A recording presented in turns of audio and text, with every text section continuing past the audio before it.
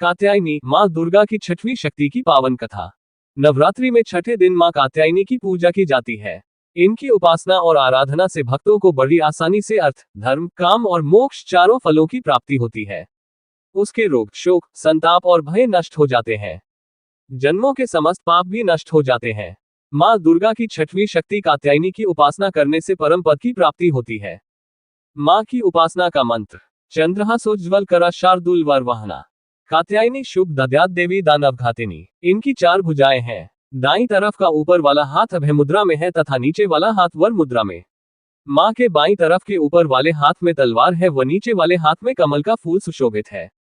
इनका वाहन भी सिंह है। इनका स्वरूप अत्यंत भव्य और दिव्य है। ये स्वर्ण के समान चमकीली है और भास्वर है। माँ कात्यायनी की कथा। इस देवी को नवरात्रि में छठे दिन पूजा जाता है।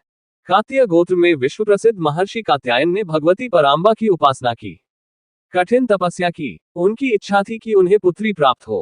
माँ भगवती ने उनके घर पुत्री के रूप में जन्म लिया, इसलिए ये देवी कात्यायनी कहलाई। इनका गुण शोध कार्य है, इसलिए इस वैज्ञानिक युग में कात्यायनी का महत्व सर्वाधिक हो जाता है। इनकी कृपा से ही सारे कार्य पूरे जो जाते हैं। ये वैद्यनाथ नामक स्थान पर प्रकट होकर पूजी गई। माँ कात्यायनी अमोघ फलदायिनी है। भगवान कृष्ण को पति रूप में पाने के लिए ब्रज की गोपियों ने इन्हीं की पूजा की थी। ये पूजा कालिंदी यमुना के तट पर की गई थी, इसीलिए ये ब्रजमंडल की अधिष्ठात्री देवी के रूप में प्रतिष्ठित है। माँ कात्यायनी शत्रुहंता है, इसलिए इनकी पूजा करने से शत्रु पराजित होते हैं और जीवन सुखमय बनता है। जबकि माँ कात्यायनी की पूजा करने से कुंवारी कन्याओं का विवाह होता है। नवरात्रि के छठे दिन भक्त का मन आग्नेय चक्र पर केंद्रित होना चाहिए।